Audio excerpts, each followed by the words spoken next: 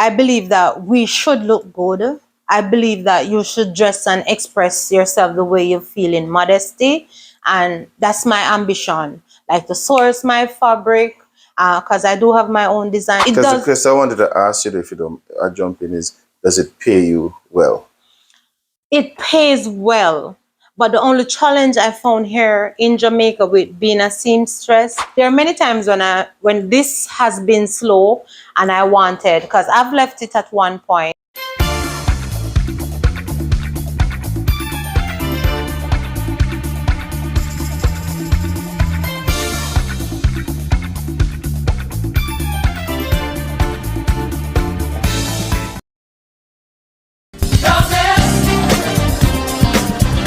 Is yet to come.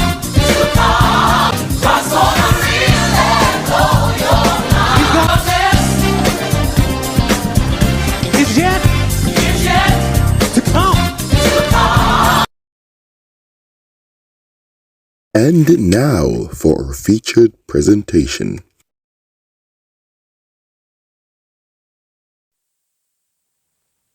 Ready? So hi everyone, welcome to another Conversation with Elise. We're talking to Michelle by herself. Alright, so this video is basically to introduce the best seamstress around town. Michelle is going to basically give a background of how she got involved with the sewing, and of course I honestly think she is very good at it, and her work speak for herself. You agree? God be praised. All right, Mish. So just to, of course, let's just say hi to all our new subscribers. Yes, welcome to all our new subscribers. Happy to have you here. And remember to tell a friend, to tell a friend, to tell a friend, and also your family members. And don't forget to like the videos as you watch. Yes. All right. So, guys, I hope you watch our last short that we did. Watch the video, you will see what I'm going. And keep on your notification bell, so Yes. when we drop a video, you'll be the first to be notified. Yes, among the first to be notified. All right. So, Mish, tell us about your journey into becoming the best seamstress around town. Well, Where did it start? Yeah. Where did it start? I think it started with me liking to dress up. From ever since I was much younger. I like clothes. I just love putting myself together. I like clothes, I like shoes, I like fashion. But of course, as you get saved, you're tapered. A little more modest, being a little more modest and all of that. So I've always wanted to be a fashion designer. But however, I don't think it was ever my first choice to do for a living. I've always liked moving around people and so forth. So later on I said, okay, maybe I could be but tell us, all right, so guys, I'm going to be diving into deep because I want you to go deep. All right, so tell us about the introduction to it, because you were living with your aunt. Yes, I was going to get to that, but anyway, since as you put it there. Yeah, so of course, I was living with my aunt from I was in my teens, and she was a helper at the time. So, and at the time, she weren't being, what would you say, helped so much by my parents in sending me to school. So it reached a point where it got tedious, and she and her husband, Mr. Winston, they sat me down and they said, boy, Mish, you're now 17. So, I know that you want more, but they weren't able to put me through a college system like I desired at the time. So they said, all right, the best bet is what is it then? What would you really like to do? And I said, because you had finished Gainsted, don't you? Yeah. Right. So they said basic. So I said, I like clothes. So to the fact that I like clothes and all of that, so I like fashion designing. And so her husband, Mr. Winston Marriage, said to me, all right, well, you have Art Academy. You don't need to pay anything. Because since that's my auntie Sandra husband, they weren't in the position to pay for me to go to any tertiary institution. So Garmex Art Academy came into play, and Mr. Winston check it out, and he said, okay, what is required is for me to do basic maths and basic English to pass to get in. And I mean, I wasn't doing bad in school at all, just coming out of high school. So I went, and I remember on my journey to that exam, at the time, free zone was in play. It was in the early 90s. Yeah, free zone was in play, and I started looking at the people how they dress, and I said, Lord Jesus, am I sure that I want to take up this? Should I get through? Because I start looking at the sleeve, and I say, how am I gonna know if get in a sleeve? And I say, Lord, well, I'm depending on you, just like, oh, you know, 'cause I was a fairly new Christian too. I was a new convert. Well, not so much a new convert, but I was new because that was 2 years prior to me getting saved at 15. So I said, Lord, I trust you, because, you know, I know that I've always been ambitious and I wanted to do something so I could rely on myself. And so anyway, on the way to the exam now, then, you know, I met, I think it was it Malante? Who was the first person? Janet. I met Janet Lowe, and we were talking. I think she was on the orientation as well. And, you know, in the auditorium now, there was a lot of persons. But remember, that was me going to do the test. Nothing wasn't set in stone.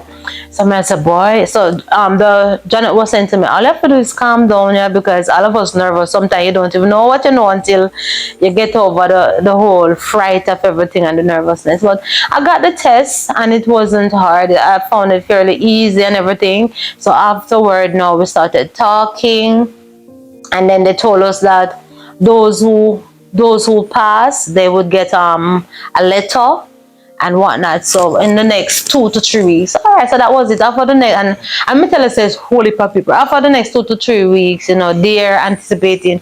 I got the letter that I was accepted, and I was supposed to come in. What was it? September? Yeah. September, and no, we're supposed to come in I believe it was in August or something like that, for orientation, for us to get our package to know what we need to go out in September. Anyway, when I went, you know, to the orientation, I saw Janet again and everything. Then I get to understand that you also get a stipend. We'll be getting a stipend. Mm-hmm. We'll be getting breakfast. We'll be getting lunch. I'm saying, what? This is the real deal? You know, the thing we have to do is make sure I show up and study and do everything. But the good thing about Garmix Art Academy at that time, they not only catered for the practical, which would have been the garment construction at the time. Mm-hmm. So they also give you basic marks, like they give you more, you know, they teach you around there. They teach you even mathematics, how to work in fractions and what, you know. So we're using the tape measure, a lot of that. So Janet and I, we did extremely well, and Karen also, she's migrated now. We did extremely well. Later on, we get to meet some more persons. And by then, now, you know, you still have to pass. We have, like, just like the school system, you still have to pass your maths. You still have to, you know, they teach you how to speak even proper English, and for those who had difficult. So did you find, because when you looked at the people in Steve and you was wondering how you going to make it. Yeah, I still have that challenge. Yeah, but did you catch on quickly? Did you catch on easily when you started? All right. To answer your question, yes, but to rewind. Going in as a novice, as a seamstress, I really did know nothing at all about it. Apart from the fact that I love look good, and this is where I'm going to learn how to do it. Basically, dressing is your passion. Exactly. So, of course, with Garmix now, they teach you in 3 stages. They teach you how to control the industrial, because you don't get practice on domestic. It's industrial, singer industrial. Mm-hmm. We get practice on. So they have like some curved lines, some straight lines on paper that were able, that's stitchable. So they teach you how to control the machine first with those lines. After you have taught how to done that, then now they move you up into complete little pieces, making little thing like a top. Teach you how to make a top from constructing wise, right? They teach you how to make a top, but of course we have an instructor that she demonstrates, and then we follow, and then we have tests, and then you have like student of the year, student of the quarterly, and so on. And then I was student of the first quarter. I have my little piece of green paper. Wow. I don't know where I do with it. Big up, big up. Yeah, and then now, she spoke to me. She started to pick out after progressing so far. And I don't think it's me too. I think I really lean upon the Lord. That was the thing about me. When I'm nervous and I don't know who to tell, I tend to pray about, my need bags or whatever ways. But anyway, I lean a lot on the Lord. And there was Janet, who she knew how to sew. There was Karen, she knew how to sew. And they were my friends. So, like, for instance, we were placed in the same group. So I think that was an advantage. Thanks be to the Lord. So they were, even though I wasn't advanced with the sewing like they were, they helped me. So like in our lunchtime, we'll finish eating early and get to it and whatever. Because remember, I was the weakest link, because, so they brought me in, and of course then I catch on easily, because then we start to have exams now, literal practical exam where you have to make the garment, because they cut it give you. All right, so the next stage, You mean the teacher cut it? Yes, because remember that you're coming in, that's garment construction now. So they do the cutting and you do constructing. And you putting do it the together. constructing. Okay. So with they doing that, is breaking up in stage and different modules.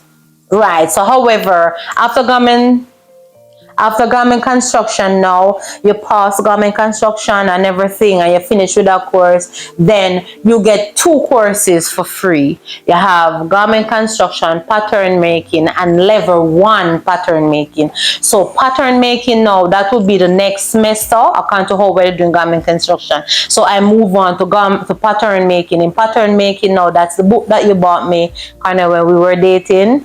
And that book that was Michael's contribution. Yes, I still have that book. See it here. Take it, let me see it. That book take you all through your fashion journey. Even today. Fashion or construction? Yeah, fashion. Okay. Even at Edna Manley. So this is the book. It's called Designing and Pattern Making.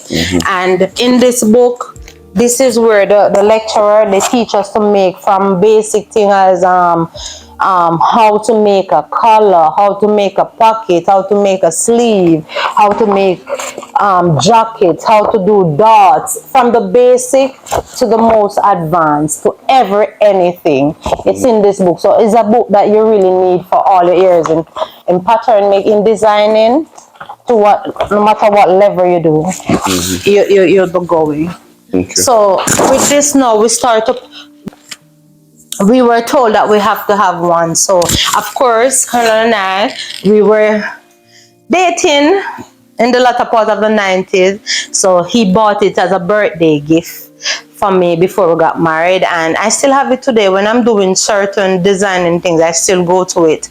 However, after that now, then that's garment construction and pattern making. So you know that after that now, the level 2 pattern making is where now they introduce designing. But I didn't go to that level. I didn't go to that level, to be honest, at the time. So after leaving garment construction, pattern making, of course, I started. So level 2 required you paying. Okay, so financially weren't able to do that. Exactly. Okay. So whatever I would have advanced, so that would be on me after all of that. But of course, after garments and everything, I remember it's time now for working experience. They place you on working experience, and there was a section on the garment. Oh Lord, and the compound that they had these, what do you call it, machines, modern machines that can do embroidery and everything. I think it was the ATC we called it, and that was an advanced section where everybody wanted to go for working experience. However, what would you call it now? It wasn't a principal she was called. I don't remember. But the head one at the time was Miss Barr. She was the headmistress of the whole program.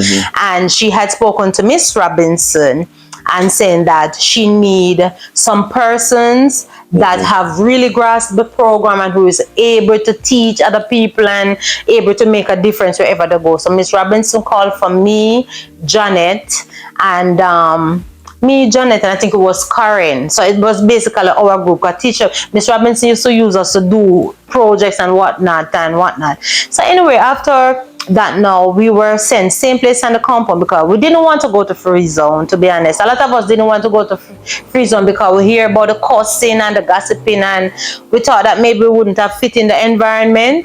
So, and there was more for us to really learn about the new machines and some stuff over by the advanced section, same place at Garmix. And of course we went there and I did so well on the working experience. Then Miss Bond You went for working experience. I went same place on the compound. Same place on the compound. Right. Okay. But after the working experience had finished now, you know that you need to be employed. Yeah. Then Miss Bono, that was the head one for the whole running at the whole institution, she now again needed some more person to be placed in jobs. So she had a colleague, a friend that have a fashion designing business by the name of Mr. Dunbar. So Mr. Dunbar now, he at the time he make like jeans pants, jeans skirt, and then he will sell those back to the stores like Joseph and Amar's and whatnot. So when it was in Rallington Town, in Gilster Street. So I didn't know those places, but I think I spoke with you kind of because by those time now we got married. Yeah, come on to the point where we just got married. I was in 2000 because I'm coming from the 90s with all of that story. And that time did I have Jordan? No, we never have Jordan yet. We just married, no children. And so it was an honor to be handpicked again to put there. And of course, bless up Mr. Dunbar, Patrick, who is now my mechanic friend from then, mechanic now, Miss Minor, Kathy, everybody. So because I was the youngest one there, they took me under their wings and I've learned a lot from them. Miss Williams was a supervisor, and then I learned the trade of how to make jeans because by then you didn't complete a whole garment. It was one would do the J stitch, one would do the joining of the pant, one would set the pocket, one would put on the waistband and so on. So my job was to make the J stitch or to serge. And of course I learn as I go along. And then, but as you know, things happen in life.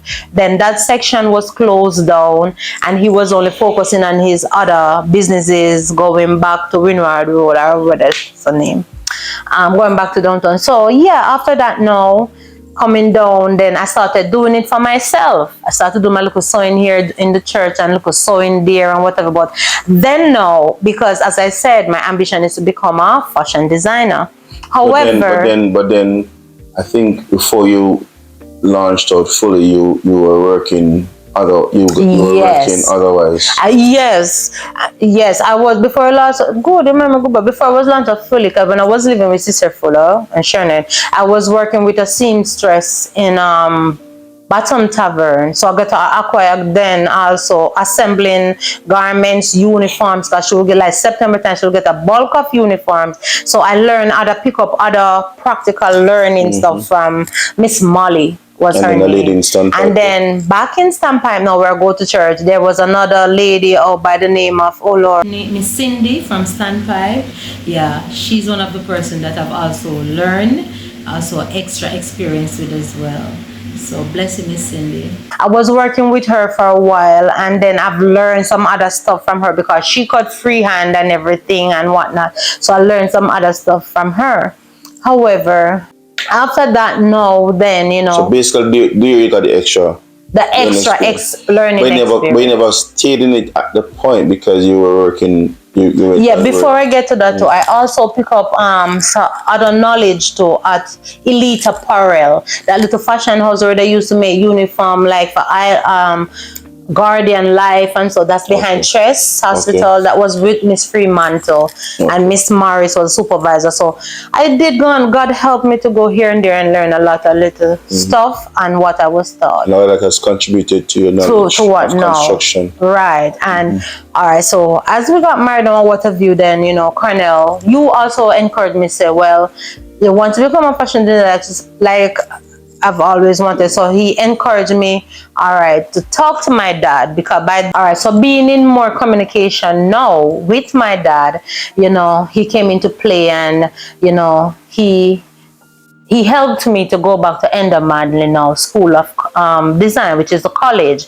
So this is where I would have to pay now. So this is where I call the tertiary level of the designing. So going back to Edna Manley now, I've now learned how to sketch, how to design, and you know, the more integral part of it, the more, what would you say, sketching part and everything. So for those who are listening, then you'd something to say. Garmix showed you construction, Right. and Edna showed you designing. Right. So what happened is that, and it's a beautiful point you bring up, babe, because going to Edna Manley, you have to know, you have to have the basic knowledge of garment construction, because they don't teach you how to sew at Edna Manley College. You will have to come in with that already, because they don't have the time for that. And if you don't know how to sew and to construct anything, you will not pass anything, because they're basically grading you for all the knowledge, even that they didn't taught you, that they didn't teach you from the lower stage coming up. So at designing college, you know, we learn a lot of stuff. They take you out of for me, they took me out of my shell. Like, they open up the whole knowledge of certain things, the jargon. They teach you the jargons of the name of certain things, material, right across the board.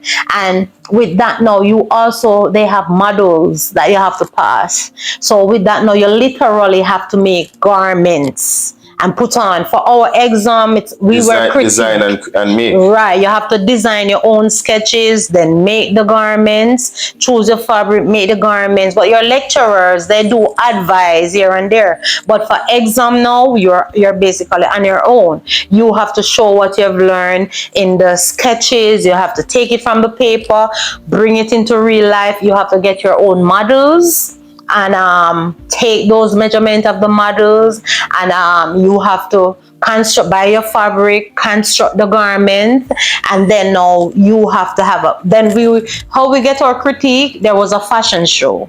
Right, so the fashion department will put on a fashion show, and for our pieces that we do, it have to tell a story. Like, what is our main theme, our motif, just, you know, what a fashion show is.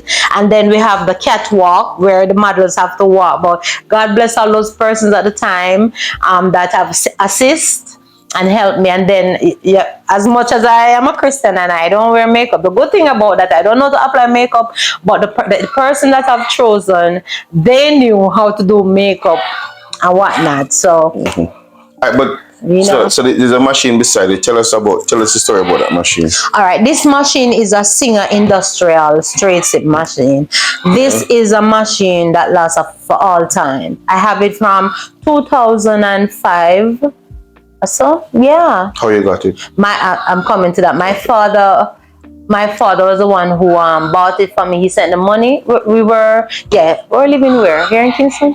You're not in Kingston? Yeah. So he sent the money and bought it. Well, you know, kind of encourages me. I have this thing, because I don't want to get in debt, but kind of have this thing wherein, if, for instance, just say I push her, guys. Yeah, he encourages me. And she made the call, and her daddy was more than willing. And he was more than willing, so he bought it.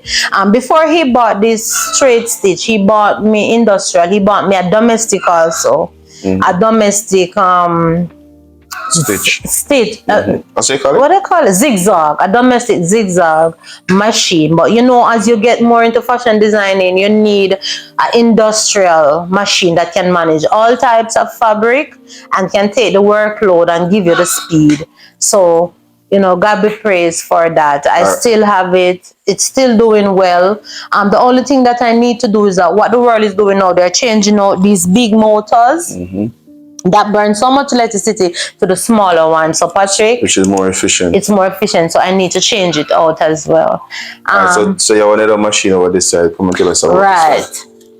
And over this side now, I have, this is the... Don't mind the books, guys. It's Michael. These are Michael books. I don't put them for, because he have to use them when he comes in the evening. Yeah. doing his homework or what have you. Fun. Right, so don't mind the books. These are Michael books. School is now open, so I put them there where he can have access to do his revision and plus his homework and to pack his bag when he needs to go off to school. Yes, so this is a 3-thread serger. Some people call it, what do they call it? Is it double locker? They call it. Well, just for your Yeah. viewers, it's a 3-thread mat. So this is the one that neatens the wrong side of any garment. Yeah. When you look on the wrong side and you see some stitch that overlap, this is a machine that does that. It ranges from 3 to 5 to 6 or more thread, because you do have the stitch and serge one, but this is really a stitch and serge as well. The 3-thread stitch and serge. How you got it? How I got it? It's reason being, you know, guys, we want to show the it's favors of God. Exactly. It's a good friend of mine who is also a fellow child of God. He blessed me with this machine years ago. He have always been my mechanic from I was working at Dunbar Jeans, and so anything that have to do with fixing my machines or whatever, he's the one that I've contacted. And the Lord knows that I really cannot pay him. If I should really pay him. So tell the story. So, you know, being a good friend, when I used to work, remember the first place I tell you in Rallington town, where I was placed after leaving Garmic Starter Company, my first work, professional, working in somewhat like a factory. He was the mechanic there. And he came and asked him whenever I have problems with my machines, and you know, he will help me out and what to do. So I told him, once he came to fix my my straight stitch, and I told him that, boy, I was using the zigzag machine that I mentioned, the first machine that my father bought me, but it weren't able to do everything in the neatness of it. And he said to me, boy, Michelle, you need a stitch and serge. And he know, you know, then he, you know, I asked him that I need to buy one or whatever, but I didn't have the money. And when he told me the money, I said, Lord, we can't afford that. And he said, all right, no worry yourself. So he's, you know, not having the whole money to buy the serge, because they're very expensive. And even more so back in that time in the early 2000s. So he said to me, all right, I'm going to give it to you and you take time and pay me. But I can remember when he came back around or whatever, and him say, not having it to pay him, or I should him say, you know what, don't. Right, so what you did now, so he called me and told me that, him say, Mr. Lee, you're the man of the house. Listen, tell Michelle, don't worry yourself about it. The Lord told me to give it to her. And I called Michelle and gave her the news, and she was ecstatic, of course. Yeah, I was screaming, crying, worshiping, because this bad boy, yeah, cost a lot. So God be praised. So that thing behind you. Yes, so this is my first farm, and only farm, otherwise known as a mannequin. So this mannequin was bought from Trimmings World by my husband, Cornell. I would shop at Trimmings World for trimmings for time to time. And I remember a couple of years ago, they have some farms, and I said, wow, you know, long I need one of this, because to do draping. I don't do draping a lot. I'm not super versed in doing draping, but I can help myself with draping. So what I've learned at designing school is that you need a form in order to drape on. And I think we were doing something like that with some skirt business, but I didn't have one at the time. So when I found out that Trimmings World had them, and this one was 17,000 at the time, you can't buy it for that now anyway. So, you know, Cornell, he make it happen. He bought it for me, and I'm grateful because up until today it have been useful. I've been using it. I used to see some of her stuff, guys. If you follow her on IG, and you see some of the stuff that she designed and constructed. Yeah. You know, God be praised. And to be honest, like sometimes, like when I look back and today, when I look at today and look back, and then when I was on my way to Garmix and for the first time, and noticing the people them sleeve and whatnot, sometimes I didn't even know say it named sleeve, or at the time I didn't know it named sleeve. And I look back now, and there are many times when this has been slow and I wanted, because I've left it at one point I've put it aside and went on to doing telephone operating at Receptionist. a receptionist, and I was, the receptionist thing is okay, but one thing I cannot take with offices and so is the gossiping and whatnot. So it was basically a bad experience. It was a bad experience. Doing the work is good because the work wasn't really hard, but it's just the people, that environment. I know it wasn't for me. And not to bash anybody who work in offices and have to deal with customer service and no, everybody have them thing with them love. But I realized that for me, being a seamstress is for me because there's many level in it, and I'm grateful that I stick it out. And it does. Because I wanted to ask you, if you don't jump in, is does it pay you well? It pays well, but the only challenge I found here in Jamaica with being a seamstress, even though it pays well, it is not consistent. So because it's not consistent, just like being an entrepreneur, when you gain, you gain. But when you lose big. And it's like that. You understand? It's seasonal, put it that way. It's not right through the year. Because if it was right through the year, like it is in months like from June, June, come down to September, it would be great. It would be awesome, but come on, there's 12 months in the year, and but over time though, you're able to build your clientele. And how do you get most of your clients? I've get most of my clients by referrals, and when I've just started, most of my clients was via the church, and I felt it dearly. I'm grateful for the experience, but then I felt it dearly because a lot of the persons in the church don't really like to pay. Just talking truth. They don't want to pay for the work. And when people know you, they feel like they're obligated to cry down your prices and carry on. And they don't think about your time. They don't think about the electricity. They don't think about stationaries and stuff like that. But anyway, not to be a Debbie Downer. Yeah, so most of my clients are referrals as far as international, overseas, and I'm grateful for that because that is where I do see the revenues. You understand?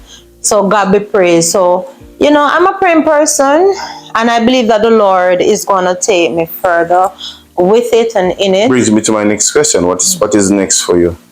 Not in terms of your next client, but in terms of where do you see your business going? Yeah, my personal goal and ambition is not necessarily to sew for one and two person, as I've shared already with some person, is literally, as my slogan said on my Instagram, modest design, that is it. I believe that even though for the Christian community and worldwide, not just for my assembly, I believe that we should look good. I believe that you should dress and express yourself the way you feel in modesty. And that's my ambition, like to source my fabric, because I do have my own design that I do. So get the money to source the fabric and the stationaries and to make them and to post them and sell them online. This online store. That's my ambition. Not to just sit and wait for someone to right. Have my own online store. But the reason why I haven't gone ahead and do one and two, I don't want to start and stop.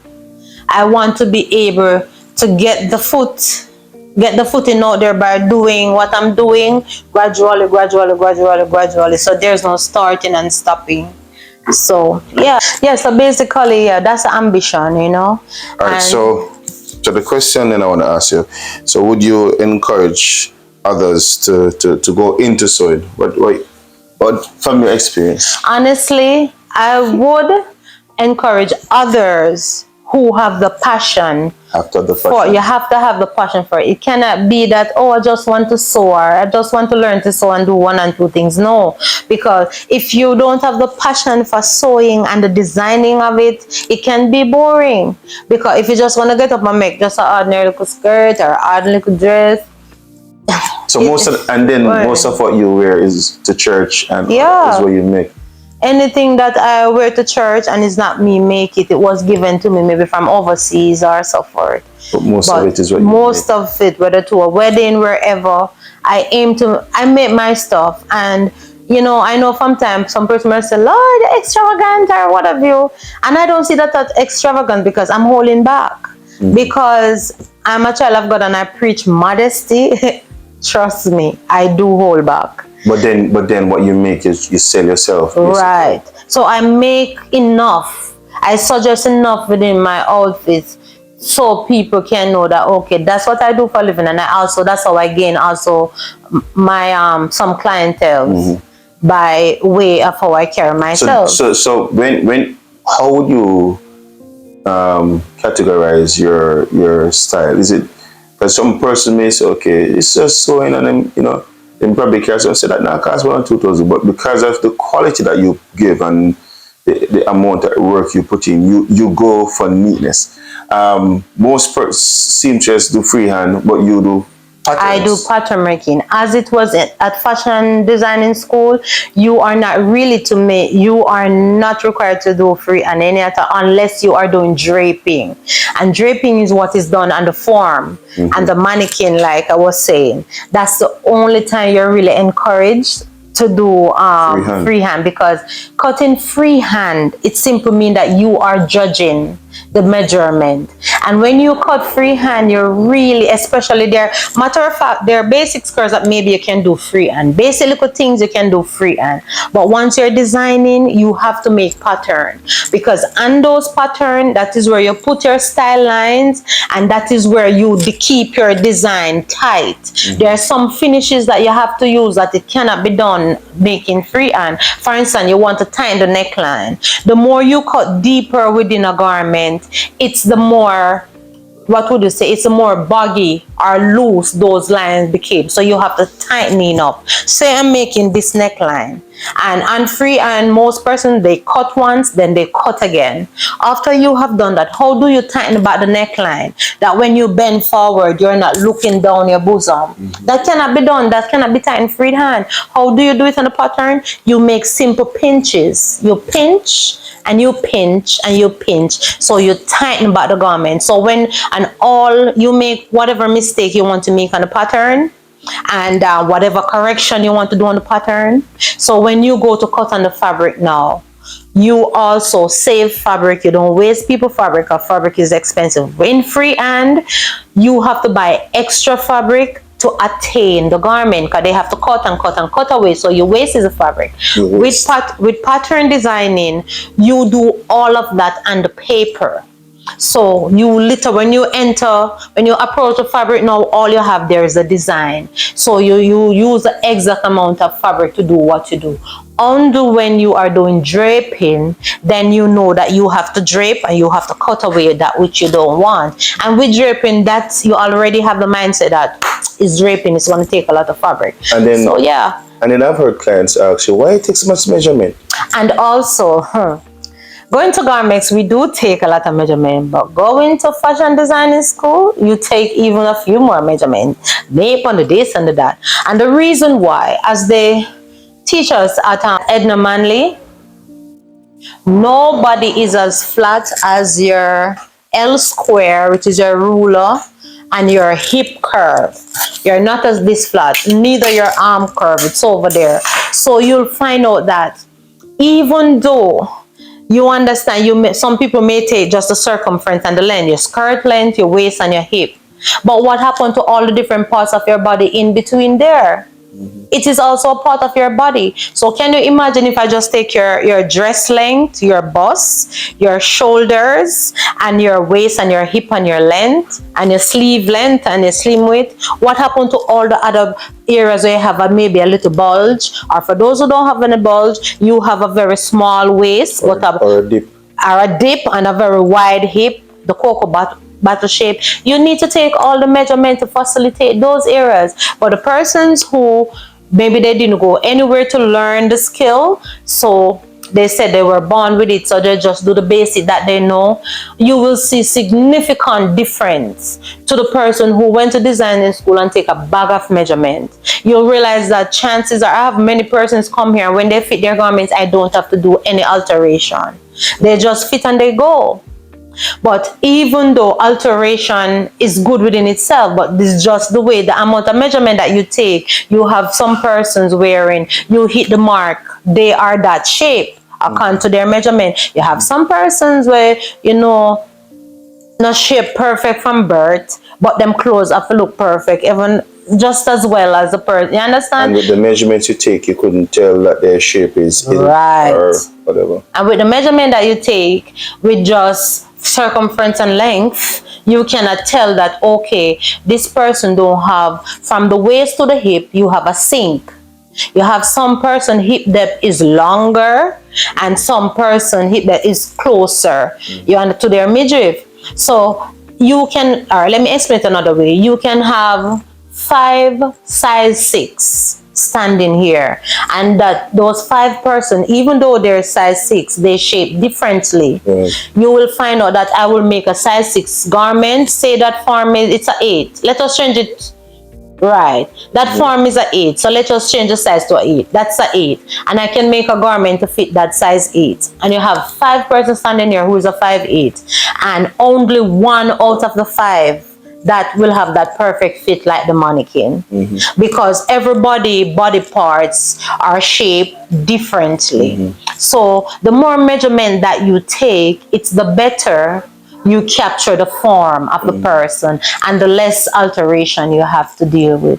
And the better shape comes out. So I think people have an appreciation now of what goes into garment construction. It's not just, what do you call it? Just me. I'm a dressmaker. Some people say it, and because I know it's lack of knowledge, I just I don't pay it any mind. So that's a good question. You don't take offense when them say dressmaker, but you know what you do. Yes, and I was asked already, even in the church, I was asked already, why just making? No, so that boring, that make the money, but because they're talking maybe of a person who get up and said I'm a dressmaker and haven't learned, haven't gone to the fashion designing extent of it, haven't got those persons don't have the passion for it, wherein you go beyond that which you were even taught. When you are able, even to the fact that I don't believe I was born with it, I believe that I love dressing and designing so much that being taught it, it was easy for me because I already have a passion to learn it. And because the Lord himself helped me, because like I said, I depend. I remember Angeline Johnson, God bless her, she said to me years ago, you know that you do well on what you do, and she said, let me pray for her. And she said, when I'm gonna bless, Lord, bless her hands, bless her with the creativity to do, and I don't take it for granted. Because I honestly believe, because God is the great designer of all things. You understand? And if you leave yourself open with a belief and understanding of that, and then you go off for it, he gives it to you, just like how the Holy Ghost come with different gifts. If you lean on him, he does. Yeah, so leaning on the Lord in whatever you do, I believe it's a better thing to do, because he does give us the knowledge to do these things. Because he did say, whatsoever thing you find to do, you have to do it to the best of your ability. So yeah, and I don't look down on anybody's career path. It's about the passion within you. And we're all creators. Every human being is a creator. You understand? Because we were created by the Creator to create. Exactly. So at the end of it all though, you would say once you have passion and love what you do, you enjoy what you do, working, whatever you're doing as a job becomes a breeze. Yeah, that's it. And you love what you do. Yeah, I love what I do. Just want to burst out.